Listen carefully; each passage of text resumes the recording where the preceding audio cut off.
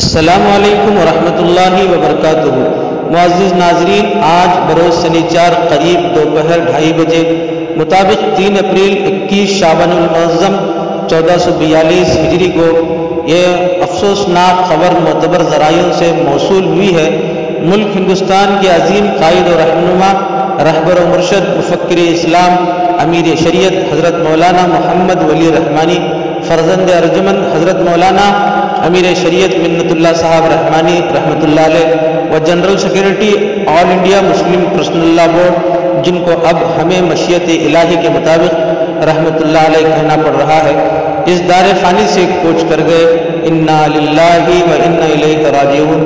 تمام برادران ملت سے دعا کی درخواست ہے، حضرت اقدس مولانا محمد ولی رحمانی رحمۃ اللہ علیہ کے لیے خوب اصال ثواب کریں اور خاص دعائے مغفرت کریں۔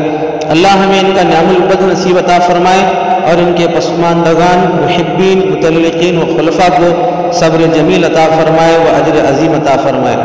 السلام علیکم ورحمۃ اللہ وبرکاتہ۔